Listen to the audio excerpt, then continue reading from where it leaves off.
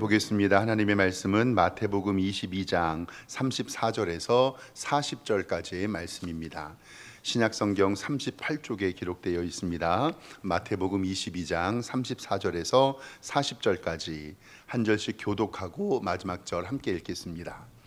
예수께서 사두개인들로 대답할 수 없게 하셨다 함을 바리새인들이 듣고 모였는데 그 중에 한 율법사가 예수를 시험하여 묻되 선생님, 율법 중에서 어느 계명이 크니이까?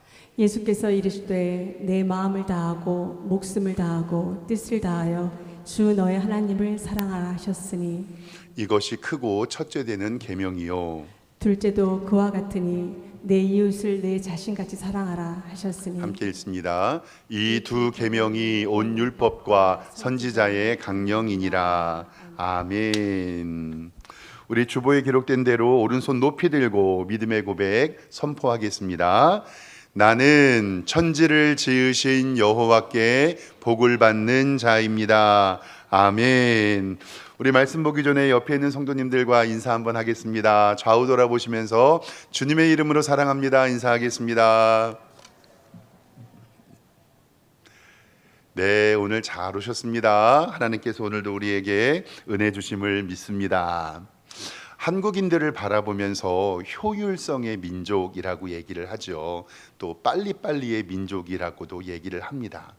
작은 일에도 효율성과 빨리빨리의 법칙을 결합하는데요. 최소한의 시간과 최소한의 에너지로 극대화를 추구하는 민족이 바로 우리나라 민족입니다. 외국 항공사 이 승무원들이 한국 사람이 타면 굉장히 좋아한다고 해요. 왜냐하면 한국인들은 안내나 설명을 해주지 않아도 다 알아차린다고 합니다.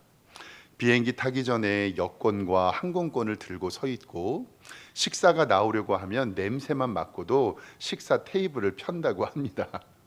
그리고 이륙이나 착륙할 때는 바로 앉아서 준비를 하는 민족이 바로 한국 민족이라고 해서 승무원들이 외국계 승무원들이 한국 가는 비행기를 가장 선호한다는 이야기도 들었습니다.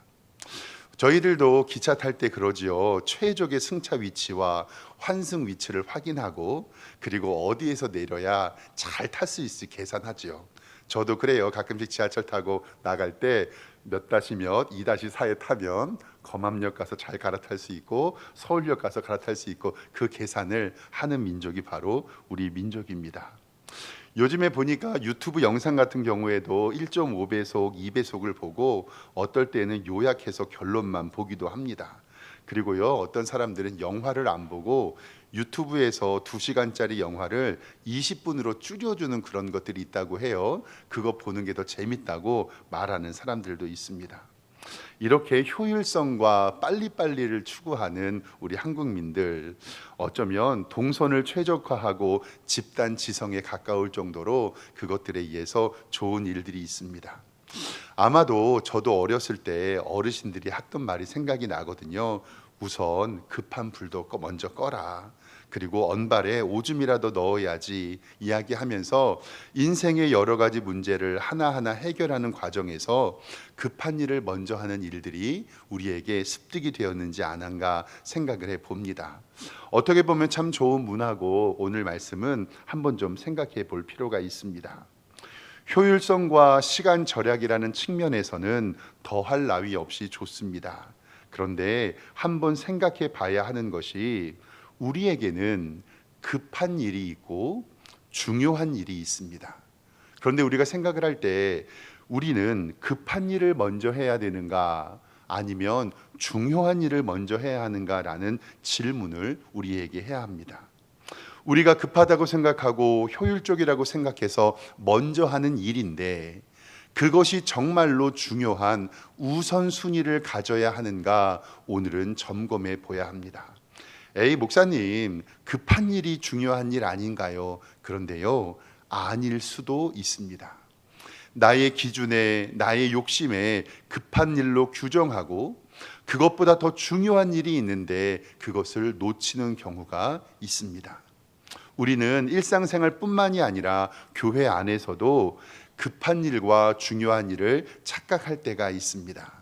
내가 생각하는 급한 일, 중요한 일, 그리고 성경에서 말하는 중하고 급한 일이 무엇인지 오늘 말씀을 통해서 알아보고, 성경이 말하는 중요한 일의 우선순위를 정하고, 특별히 하나님의 교회의 봉사가 어떤 우선순위를 두어야 할지 오늘 말씀 가운데 함께 은혜를 나눠보도록 하겠습니다.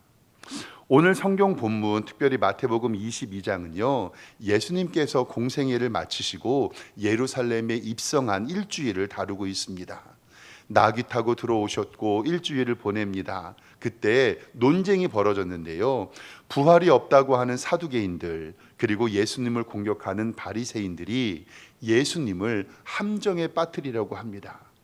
바리새인들은요, 가이사에게 세금 바치는 것이 옳으냐라는 질문에 정치의 문제를 이야기하고, 사두개인은 부활이 없다고 하는데 부활 때에 7 형제의 아내는 누구의 아내냐라는 말로 종말론의 신학적인 공격을 합니다.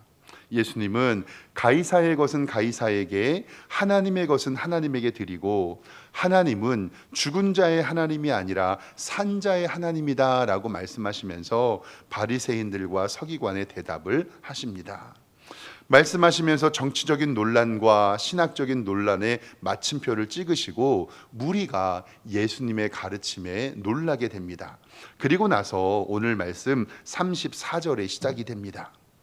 예수님께서 성경 34절 보면 예수께서 사두개인들로 대답할 수 없게 하셨다 함을 듣고 모였는데, 즉 예수님께서는 대답을 잘 하셔서 사두개인들의 입을 닫아버리셨어요. 침묵시키셨어요. 즉 논리적으로 순종하게 하셨습니다. 그런데 바리새인들과 사두개인들이 예수님을 함정에 빠뜨리고자 했는데, 그때 어떠한 율법사가 한 명 등장합니다.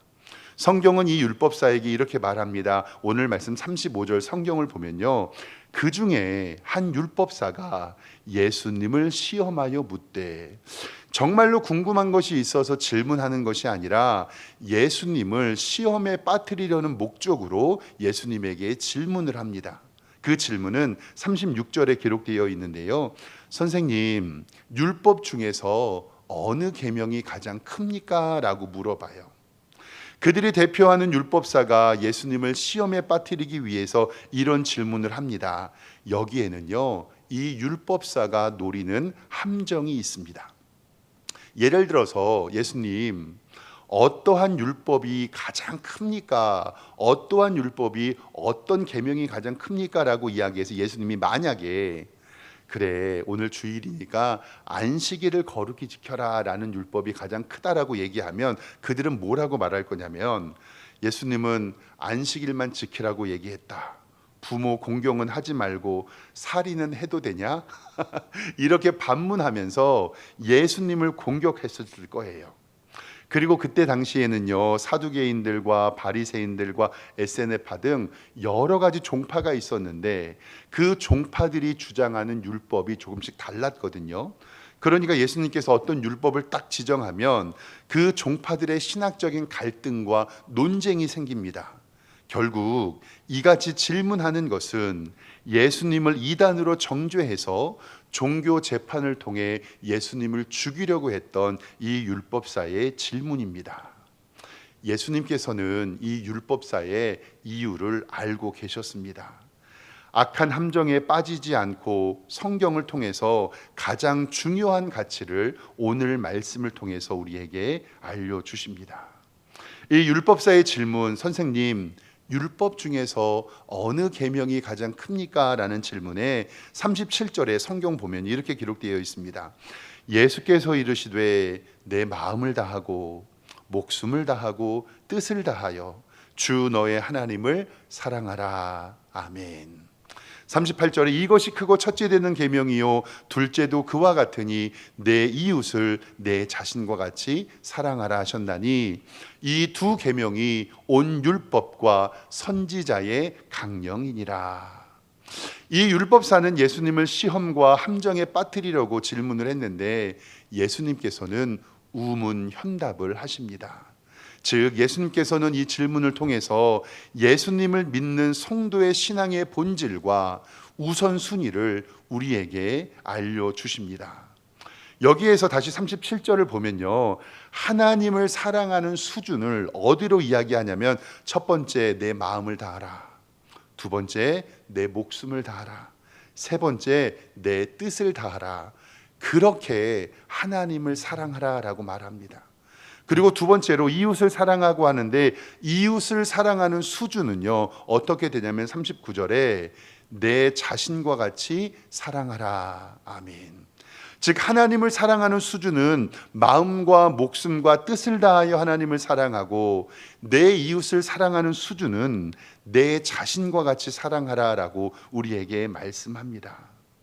이것은 성경 66권의 정신이고 가치이며, 성경 66권을 압축하는 이 9글자, 늘 말씀드리는데 성경을 압축하면 이 9글자가 나오거든요. 하나님 사랑, 그리고 뭐예요? 이웃 사랑. 그러니까 성경을 9글자로 압축하면 하나님을 사랑하고 이웃을 사랑하라는 이 9가지의 글자가 우리의 정신이 됩니다. 그렇기 때문에 우리의 신앙생활도, 우리의 교회 생활도, 우리의 사역과 봉사도 바로 하나님을 사랑하고 이웃을 사랑하는 이 우선순위에 맞춰져야 된다라는 사실입니다. 그래서 오늘은 이 말씀에 근거해서 교회의 봉사와 사역의 원리, 그리고 우선순위 두 가지를 살펴보도록 하겠습니다. 성경에서 말하는 하나님을 사랑하고 이웃을 사랑하라라는 말을 조금 쉽게 설명을 하면, 하나님을 예배하고 내 이웃을 영접하라라는 뜻으로 해석될 수 있습니다. 교회는 목회자를 제외하고 모두가 자원봉사자입니다. 예수 그리스도의 피로 사신 교회를 위하여 우리 성도들의 기도와 헌신, 그리고 물질, 최선을 다해서 섬겨주고 계십니다. 우리 성도님들의 교회를 사랑하는 마음과 그 사랑을 생각하면 너무나도 감사하고 고개가 절로 숙여집니다. 그리고 교회를 위해서 애써주셔서 정말 감사합니다. 그런데요, 가끔씩 교회 봉사를 하다가 상처를 입거나 실망을 당할 때가 있습니다. 왜냐하면 나는 내가 하는 봉사와 사역을 최선으로 알고 일했는데 그것이 밀리는 것처럼 느껴지고 내가 소외를 당하는 것처럼 느껴질 때가 있다라는 사실입니다. 그때는 시험에 들거나 낭망하지 말고, 과연 나는 하나님의 교회에 우선순위를 두고 봉사하고 있는가를 먼저 생각해 볼 필요가 있습니다. 나는 급하다고 생각해서 이것을 먼저 일했는데, 나는 이것이 중요하다고 생각해서 이것을 먼저 했는데, 그것은 내 생각일 수 있고 하나님의 뜻과는 다를 수가 있습니다. 즉 우선순위에서 밀려져 있을 수 있습니다. 성경은 우리에게 하나님을 사랑하고 내 이웃을 사랑하라는 말씀을 통해서 바로 봉사의 우선순위를 우리에게 말려주십니다. 오늘은 봉사의 우선순위 두 가지만 말씀을 보도록 하겠습니다. 첫 번째, 봉사의 가장 우선순위는요, 하나님을 사랑하는 것입니다. 바로 성도의 믿음의 기본이 바로 예배입니다. 교회에서 우리가 하는 모든 행위 가운데 가장 중요하고 가장 우선순위에 두어야 하는 일은 바로 예배인 줄 믿습니다. 그래서 교회 안에서 어떤 봉사도, 어떤 사역도, 어떤 일도 예배보다 앞설 수 없습니다. 즉 우리가 하는 봉사 때문에 하나님 앞에 예배하는 일을 포기할 수 없다라는 사실입니다.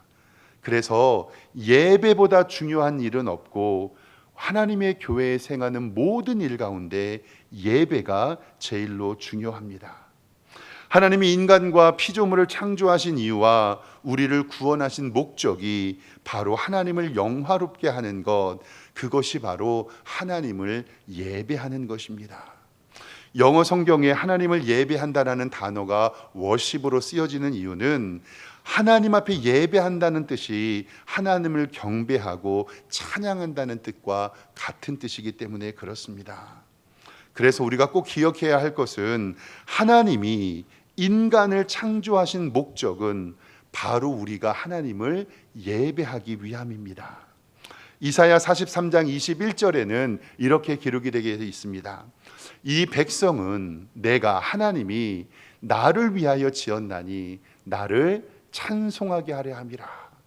오늘 말씀에 분명히 하나님께서 인간을 창조한 목적에 대해서 알려주시는데, 이 백성은 내가 하나님이 하나님 스스로를 위하여 지었나니 나의 찬송하게 함이라. 이사야 43장 7절에도 내 이름으로, 하나님의 이름으로 불려지는 모든 자 곧 내가 내 영광을 위하여 창조한 자를 오게 하라. 내가 만든 이유는 내가 지었고 내가 그를 만들었느니라. 아멘. 성경은 우리의 창조의 존재의 목적은 하나님을 찬양하며 하나님을 예배하기 위함이라고 말씀하고 있습니다. 그러니 오늘 이 자리에 거룩한 주일 예배 나오신 우리 성도님들은 하나님이 기뻐하시는 최고의 행위를 지금 하고 계시는 줄 믿으시기를 주님의 이름으로 축원합니다. 우리의 예배를 하나님이 제일 기쁘게 받아주십니다. 하나님께서 우리를 구원하신 이유도 바로 하나님을 예배하기 위함입니다. 하나님께서는 요한복음 4장에서 사마리아 여인을 만나는데 그때 예배하는 자를 찾는다고 요한복음 4장 23절에 말씀하고 계십니다. 보세요.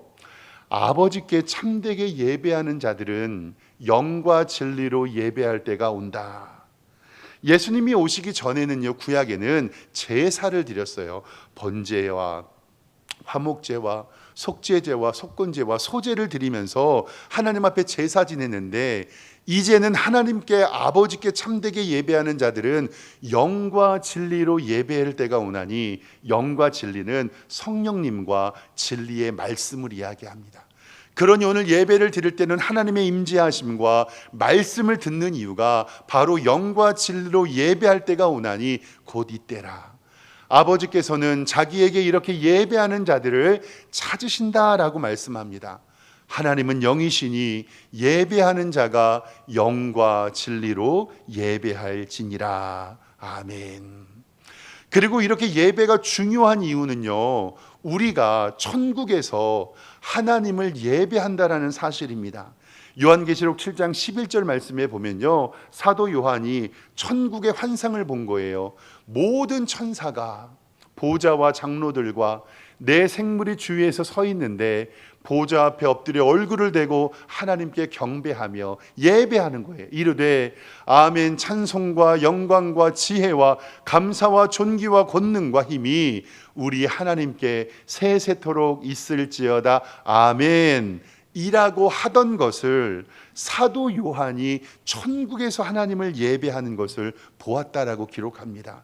즉 창조는 예배의 시작이며 예수님의 십자가는 잃어버린 예배의 회복이고 천국은 완성된 예배의 현장임을 성경은 우리에게 말씀하고 있습니다. 그러기에 하나님을 사랑하라라는 그 구절에 가장 만족하는 것은 바로 예배임을 반드시 기억하시기를 주님의 이름으로 축원합니다. 그래서 하나님의 교회의 모든 일은 예배를 중심으로 이루어져야 합니다. 바로 예배가 하나님의 교회의 본질입니다. 안내 봉사를 하더라도, 주차 봉사를 하더라도, 식당 봉사를 하더라도, 아니면 행정적인 업무를 보더라도, 어떤 성도와 상담을 하더라도, 교회의 어떤 봉사의 현장에 있더라도 예배 시간, 즉 하나님과 약속된 시간이 되면 모든 것을 중지하고 하나님께 예배 드리러 와야 합니다. 왜냐하면 예배보다 중요한 봉사는 없습니다. 그렇기 때문에 예배의 순서를 맡은 자는 예배를 온전히 드리고 준비하기 위해서 하나님께 나와 기도해야 되는 것입니다. 설교자인 저뿐만이 아니라 기도자, 헌금위원, 찬양단, 그리고 안내위원, 예배를 드리는 모든 성도님들은 내 평생 사는 이유가 주일 예배를 드리는 것으로 존재하는 것처럼 행동하셔야 하는 것이 하나님이 기쁘게 하시는 바른 예배라는 사실입니다. 더 나아가서 토요일 날 늦게까지 유튜브 보고 넷플릭스 보고 축구 보지 마시고 일찍 주무셔야 오늘 예배 때 하나님의 은혜를 누리실 수가 있는 것입니다. 왜요? 바로 이 예배보다 중요한 일이 우리 가운데 없기 때문에 그렇습니다. 우리 석샘교회 성도님들은 모든 봉사의 일 가운데 예배가 가장 우선되어야 합니다. 이것이 바로 교회의 본질이기 때문에 그렇습니다. 누가복음 10장에 우리 성도님들 잘 아는 마리아 마르다의 가정에 대한 이야기가 성경에 나와요. 예수님께서 전도 여행 다니던 중에 이 나사로, 마리아, 마르다 가정을 가끔씩 방문하셔서 하나님께서는 그 가정을 위로해 주셨습니다. 예수님이 혼자 가시는 게 아니라 제자들을 같이 데리고 가시니까 예수님과 12제자 하면 최소 13명 정도는 되잖아요. 그러니까 예수님이 그 가정에 방문하면 음식 준비하느냐고 바빠요. 근데 여기에서 문제가 하나, 해프닝이 생깁니다. 언니 마르다는요, 예수님과 제자들이 오니까 맛있는 음식을 대접하려고 식당에서 식당 봉사를 엄청 열심히 해요. 근데 마르다, 막내 여동생은요, 예수님 발치에 앉아가지고 하나님의 말씀을 들어요. 그런데 식당에서 봉사하고 있는 마르다가 화가 났어요. 왜 화가 났냐면, 나는 열심히 예수님 밥 차려주려고 봉사하는데 자기 동생 마르다는 뭐 하고 있어요? 예수님 발치에 앉아서 말씀 듣고 있으니까 마르다가 이렇게 얘기해요. 예수님, 제 동생한테 얘기 좀 해주세요. 일 좀 하라고요. 그리고 제 동생한테 이 식당에 나와서 일 좀 하라고 얘기 좀 해주세요라고 얘기해요. 근데 그 질문에 예수님께서 누가복음 10장 41절에 이렇게 얘기하십니다.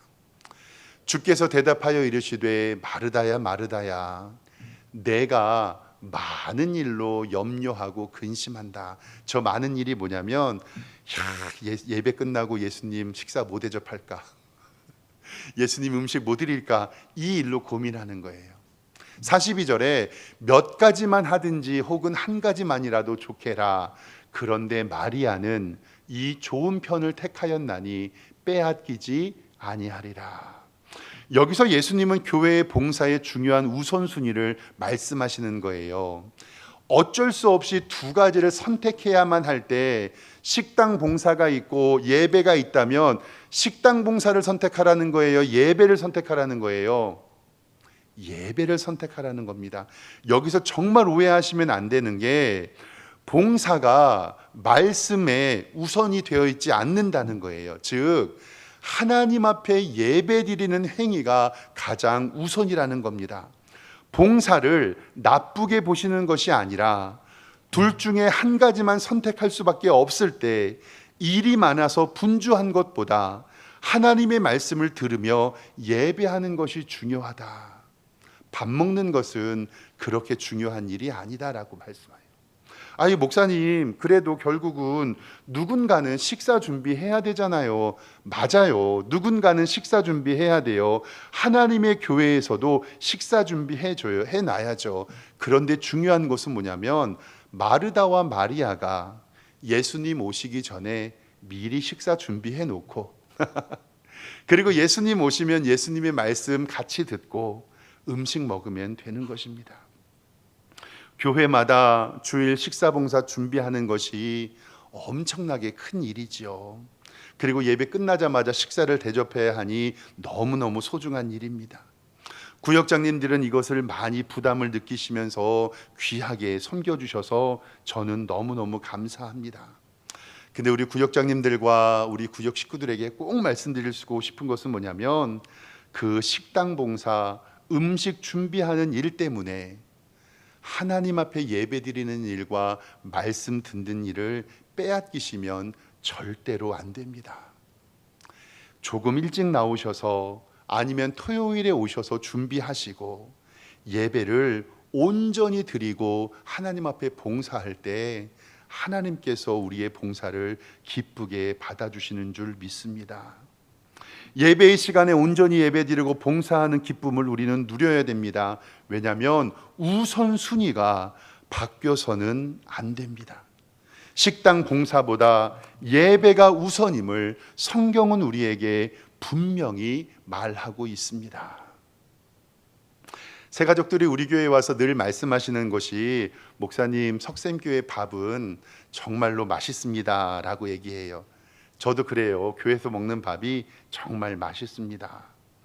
그런데 우리 성도님들께 좀 부탁하고 싶은 것은 뭐냐면 음식 준비에 너무 고생하고 힘들어하지 않으셨으면 좋겠습니다. 때로는 그 음식 준비가 부담이 되고 그것 때문에 괴로워하는 일들이 생긴다면 그것은 주객이 전도되는 것입니다. 요즘에는요, 못 먹어서 문제가 아니라 너무 잘 먹어서 문제잖아요. 그러니까 교회의 주일날 식사 당번들은요, 밥하고 국 그리고 반찬 2개만 해서 우리 그렇게 먹었으면 좋겠어요. 간단하게 준비하고 성도들끼리 애찬을 나누면서 하나님의 은혜를 나누는 것, 바로 그것이 성경에서 말하는 애찬임을 믿습니다. 식당 봉사도 하나의 예입니다. 우리 교회의 모든 봉사, 사역 중에서 예배보다 우선시 되는 것은 없습니다. 아무리 급한 일이 있어도 예배가 중요하기 때문에 예배 전 하나님 앞에 미리 준비하고 온전한 예배를 드리시는 우리 복된 성도님들 되시기를 주님의 이름으로 축원합니다. 첫 번째는 하나님을 사랑하는 계명이었고, 두 번째는 이웃을 사랑하는 계명인데, 두 번째 우리가 살펴볼 것은 뭐냐면 바로 이웃 사랑의 기초는 새가족부라는 것을 말합니다. 하나님을 사랑하는 최고의 행위는 예배입니다. 이웃을 사랑하는 최고의 행위는 복음을 증거하여 하나님을 모르는 자들에게 그리스도의 복음을 증거하는 것입니다. 그래서 교회 안에서 예배위원 다음에 중요한 봉사의 부서는 바로 새가족부입니다. 우리가 이웃에게 줄 수 있는 가장 큰 사랑은 복음을 전하고 교회를 방문한 새가족들을 교회에 잘 정착시키는 일입니다. 누가복음 15장에는요 3가지의 잃어버린 게 나오는데, 첫 번째 잃은 양을 찾는 목자, 두 번째 잃어버린 동전을 찾는 여인, 세 번째 잃어버린 아들 탕자를 찾는 아버지의 마음에 대해서 나옵니다. 이 3가지의 이야기의 공통점은 잃어버린 것을 찾는 기쁨입니다. 하나님의 자녀가 세상에서 방황하다가 이제 교회에 발을 들여놓은 순간 99마리의 양을 두고 1마리를 찾아가는 목자의 마음으로, 약혼 선물로 받은 동전을 찾는 여인의 마음으로, 잃어버린 아들을 찾는 아버지의 마음으로 우리가 새가족부를 섬겨야 할 줄 믿습니다.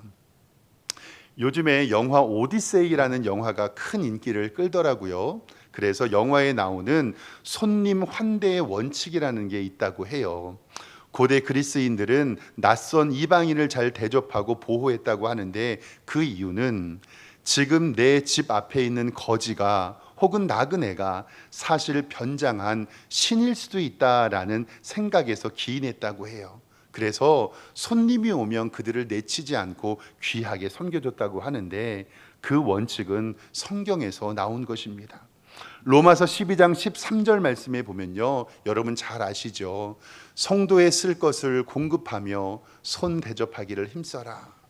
손님 대접하기를 잊지 말고 이로써 손님을 대접하다가 알지 못하는 사이에 천사들을 대접한 이들도 있느니라. 아멘.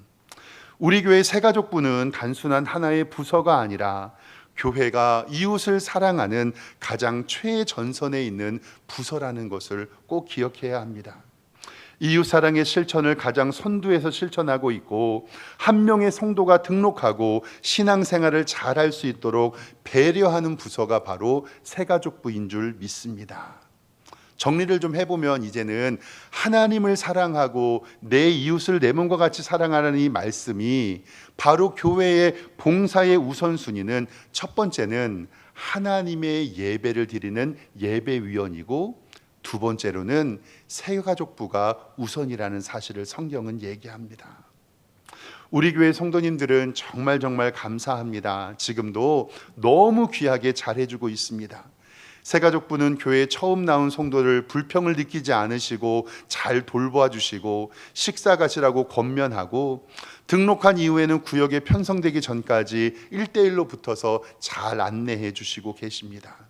그리고 성경 공부가 마쳐지면 우리 새가족들과 함께 식당에 올라가면 미리 우리 새가족 성도들을 위하여 식사를 배려해 주시고 따로 챙겨주시는 그 사랑을 통해서 우리 새가족부가 든든히 서가고 있습니다.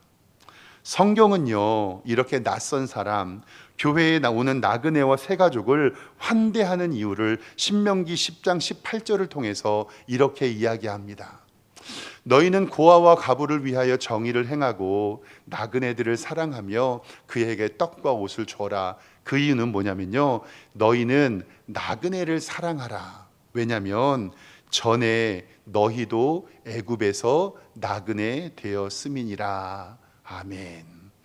이 말씀 나그네를요, 하나님의 교회 새가족으로 바꾸면요, 너희는 새가족을 사랑해라. 왜냐하면 너희도 전에는 새가족이었습니다 라고 해석될 수가 있는 것입니다. 우리 성도님들 이제 새가족 아닌 이전 성도 헌가족이 되셔서 교회를 든든하게 지키고 잘 적응해 주셔서 너무 감사합니다. 근데 꼭 기억해야 할 것은 뭐냐면, 나도 이전에 이 교회에 새가족인 적이 있었고, 그리고 교회에 잘 적응하지 못해서 어렵고 힘든 적이 있었다는 것을 생각하며 우리 교회의 새가족을 섬기라라고 말씀하는 겁니다. 성도와의 교제, 교회의 많은 회의, 식당 봉사, 교회에 여러 가지 봉사가 있을 때 우리 성도 여러분, 하나님을 사랑하고 내 이웃을 사랑하라는 말씀을 기억하면서 우선순위로 두어야 될 첫 번째는 바로 예배의 봉사의 일입니다. 그리고 두 번째로는 새가족을 섬기는 일입니다. 연관된 일이 있다면 우리는 우선순위를 여기고 이것을 먼저 감당해야 됩니다. 이것이 성경이 말하는 하나님을 사랑하고 이웃을 내 몸과 같이 사랑하는 봉사의 기초입니다. 사랑하는 성도 여러분, 우리가 하나님을 사랑하는 표징은 신령과 진정으로 드리는 예배로 나타나고, 그 사랑이 이웃으로 흘러가는 것이 바로 새가족부라는 것을 기억하시기를 바랍니다. 우리 교회가 예배와 새가족부를 우선으로 섬기는 일에 최선을 다할 때 하나님께서 우리 교회에 복을 주실 줄 믿습니다. 오늘 말씀을 마지막으로 바라보면서 다니엘서 12장 3절 말씀을 함께 마지막으로 보기를 원합니다. 다니엘서 12장 3절 말씀, 첫 번째 두 가지의 복이 있는데, 첫 번째 지혜 있는 자다라고 나오잖아요. 여기서 지혜는 하나님을 경외하는 것이 지혜의 근본이라고 성경을 얘기합니다. 즉 하나님을 경외한다는 것은 하나님을 예배하는 성도를 얘기해요. 그러니까 성경 다니엘 12장 3절에 지혜 있는 자는, 하나님을 예배하는 자는 궁창의 빛과 같이 빛날 것이고, 그리고 많은 사람을 옳은 대로 돌아오게 하는, 즉 이웃을 사랑하여 그를 섬기는 새가족부의 역할을 감당했던 사람은 별과 같이 영원토록 빛나리라 라고 우리에게 말씀하고 계십니다. 사랑하는 성도 여러분, 궁창에 빛난 별과 같이, 그리고 하늘에 영원토록 빛나는 별과 같이 하나님의 은혜를 누리는 복된 성도님들 되시기를 주님의 이름으로 축원합니다. 기도하겠습니다. 하나님 아버지, 교회의 많은 봉사와 사역을 감당하며 하나님 앞에 예배드리는 예배를 최우선으로 감당하는 성도들 되게 하여 주시고, 교회의 나그네와 객과 새가족들을 잘 섬기며 그들에게 복음 증거하는 복된 교회 되게 하여 주시옵소서. 그리하여 하나님의 복과 은혜를 풍성히 누리는 석샘교회가 될 줄 믿습니다. 감사드리며 예수 그리스도의 이름으로 기도드리옵나이다. 아멘.